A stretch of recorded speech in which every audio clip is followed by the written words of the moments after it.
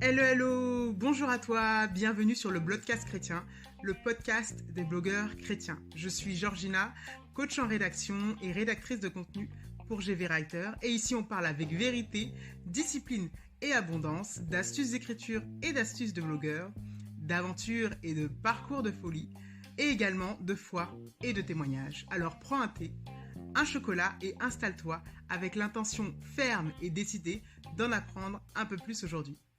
C'est parti.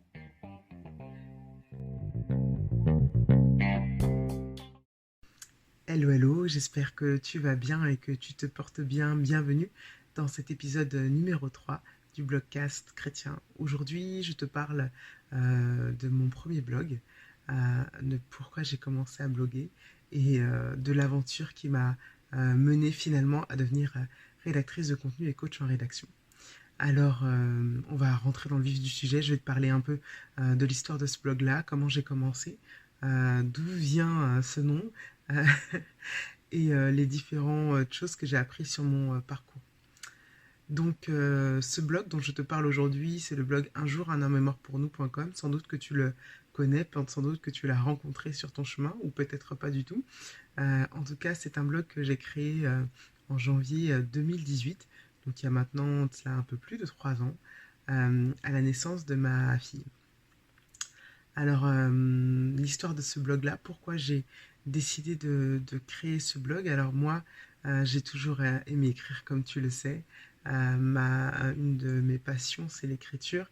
Et en fait, j'avais vraiment à cœur depuis 2014, depuis 2015, de partager ma foi, de partager ma manière de penser la foi, dans la pratique surtout, de manière très très pratique.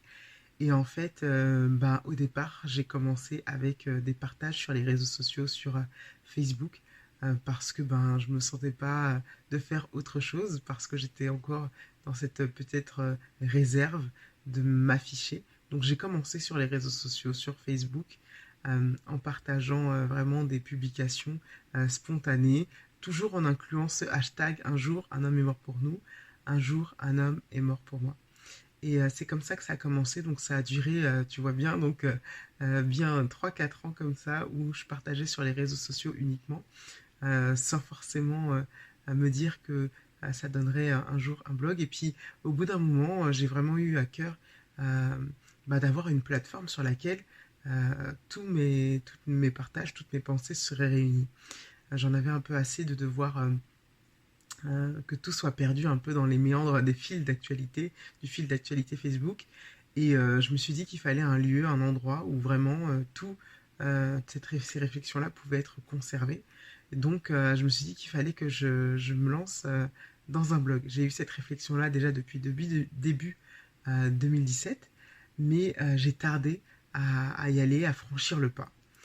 Alors pourquoi j'ai tardé? Parce que toujours cette réserve, et puis ce syndrome de l'imposteur dont on parle souvent ces derniers temps. Voilà, je me sentais pas légitime, je savais pas pourquoi je devais le faire, etc. Mais pourtant, ce fardeau était toujours aussi lourd dans mon cœur, donc j'ai continué à le faire sur les réseaux sociaux, sans forcément avoir un site internet à moi, un blog, etc., où je partageais ces articles-là.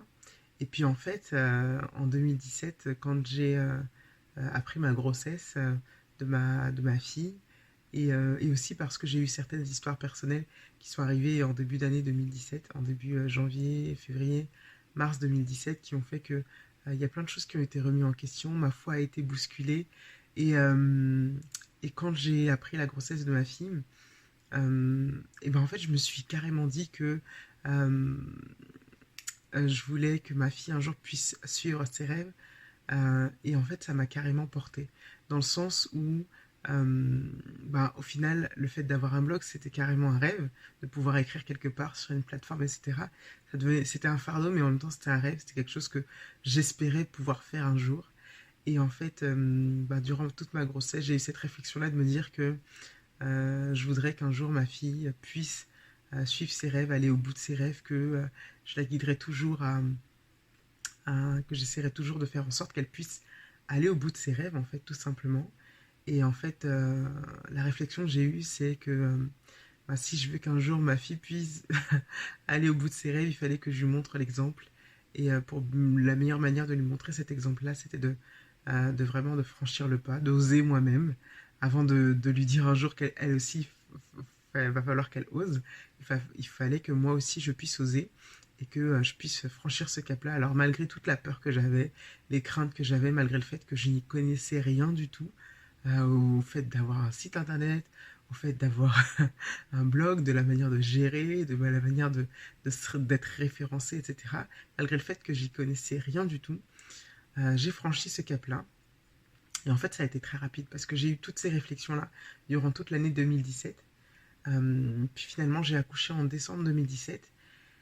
Et en janvier 2018, quand je suis rentrée à la maison avec ma fille, je me suis dit que non, c'était vraiment hypocrite de ma part d'avoir toutes ces, comment dire, tous ces rêves pour ma fille, qu'un jour elle-même elle puisse suivre ses rêves et de moi-même de ne pas franchir le cap, de la tenir là dans mes bras en la regardant et en me disant que oui, elle fera de grandes choses, etc.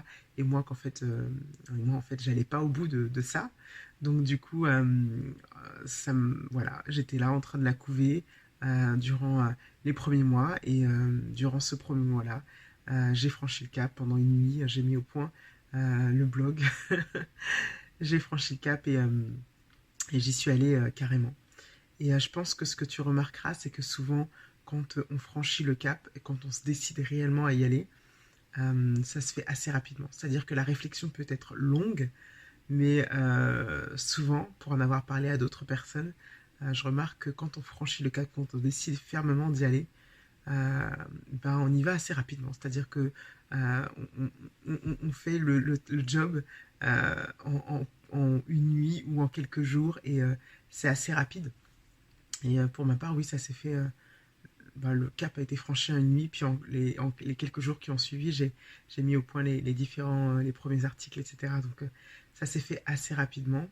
Malgré le fait que ça se soit fait assez rapidement, j'étais j'étais beaucoup dans le flou, dans la manière de faire pour pouvoir alimenter ce blog-là. Et ce qui fait que, en fait, dans les premiers temps, ça a été très compliqué d'avoir une audience qui soit fidèle. Parce qu'en fait, je ne savais pas toutes ces histoires de référencement, je ne savais pas qu'il fallait que le contenu soit vraiment, vraiment régulier, surtout dans les débuts. Voilà, il y a plein de choses que je ne savais pas. Donc si toi, tu te poses la question aujourd'hui, si toi, tu te décides aussi à franchir ce cap-là, sache que dans les premiers temps, les efforts à fournir sont peut-être intenses parce qu'il va falloir que voilà, tu alimentes ton blog pour qu'il soit euh, assez bien référencé et pour que ton audience puisse être fidèle parce qu'elle va trouver du contenu frais de manière régulière. Moi, ça a été mon erreur. J'ai pas forcément mis du contenu frais assez régulièrement pour que mon audience puisse être fidélisée. Je te l'admets aussi aujourd'hui. Je suis transparente avec toi. J'ai pas été assez régulière pour que mon audience ait envie de revenir régulièrement. C'est des choses que j'ai faites après plusieurs mois d'aventure au final.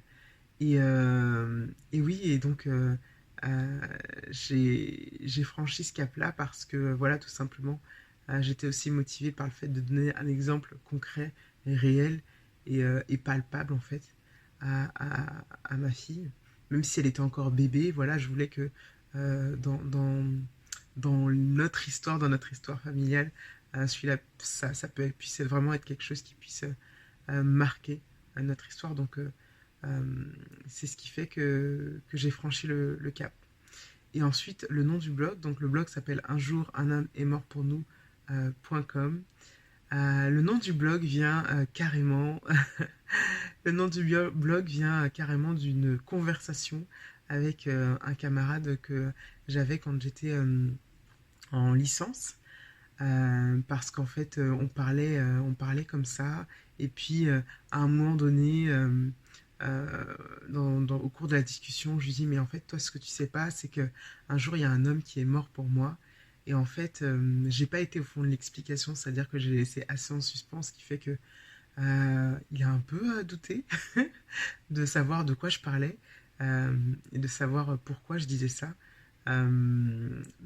C'était pas clair pour lui que je parlais tout de suite de Jésus qui était mort à la croix pour moi. Et ce qui fait qu'en fait, ça l'a assez troublé, dans le sens où, voilà, quelqu'un qui est mort pour toi, c'est assez gros. Et puis, il y a tout cette lourdeur qui vient quand, si par exemple, aujourd'hui, on te disait que si toi-même tu savais que quelqu'un était mort pour toi aujourd'hui, un homme que tu as connu, un homme que tu as côtoyé, qui aujourd'hui décidait de mourir pour toi, ben, tu aurais tout ce bagage qui t'accompagne en te disant que tu dois honorer cette personne. Et je trouvais que, en fait, la symbolique était belle. Je trouvais que cette symbolique de devoir honorer euh, cet homme qui est mort pour nous parce que justement il avait fait ce sacrifice ultime, euh, c'était quelque chose qui était beau et qui, au final, nous rappelle le sens et la valeur de ce sacrifice-là. Je trouvais ça tellement beau qu'en fait, j'ai décidé d'en faire le nom de ce blog. Et, euh, et voilà comment en fait le nom a été choisi.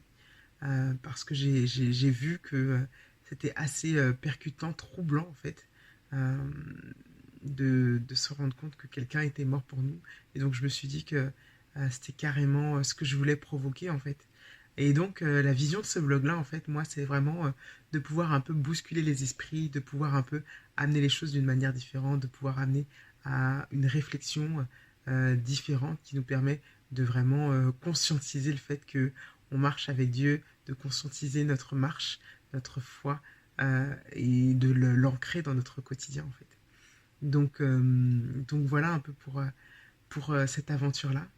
Et si j'avais un conseil à te donner aujourd'hui, si tu souhaites te lancer dans cette aventure-là, le conseil que je te donnerais, c'est vraiment de pouvoir te préparer lorsque tu te lances, de pouvoir voilà, fédérer une audience autour de toi avant ton lancement, de pouvoir aussi avoir des articles de prêt pour pouvoir être certain d'être régulier parce que les aléas de la vie font que tu ne pourras pas forcément être derrière ton PC soit tous les jours, soit toutes les semaines, soit tous les mois selon le rythme que tu souhaites prendre. Et du coup, pour que ton blog puisse être alimenté assez régulièrement, que ton audience puisse être fidélisée, il va falloir que dans les premiers temps, il y ait des articles vraiment de manière assez récurrente. Et donc pour ça, prends le temps de te préparer avant même de le lancer, prends le temps d'avoir des articles de côté, prends le temps voilà, de réfléchir aussi ton lancement pour être prêt, pour amener quelque chose de qualité, pour amener quelque chose qui soit vraiment pertinent pour les personnes qui seront touchées par ce que tu vas pouvoir écrire. Et je dirais aussi que si le blog est quelque chose qui t'attire sans forcément savoir trop où aller, prends le temps de la réflexion tout simplement. Prends le temps de la réflexion, prends le temps de prier, prends le temps de vraiment demander à Dieu la direction pour pouvoir faire les choses comme il le souhaite et comme il le veut. Et un peu en opposition à ça, mais pas totalement, je te dirais aussi que la vision, elle n'est pas forcément complètement limpide devant toi quand tu te lances. C'est-à-dire que tu peux avoir juste le début du pourquoi, le début de comment le faire, et que les choses viendront au fur et à mesure. Donc, bien évidemment, tu dois faire les choses avec sagesse, on doit faire les choses avec sagesse, avec un minimum de préparation, mais il faut aussi savoir que parfois, tout n'est pas clair devant nous, parce que si l'entièreté de, de notre du but et du but de notre blog, l'entièreté du chemin que l'on doit parcourir nous était montré, on prendrait peur peut-être et on n'irait pas dans ce sens-là. Donc, n'aie pas peur de ne pas avoir l'entièreté de la vision. Commence avec ce que tu as et vas-y. Donc, j'espère que cet épisode t'aura servi. N'hésite pas à me laisser un commentaire en audio. Je serai heureuse de le partager dans les prochains épisodes. Et je te dis à bientôt.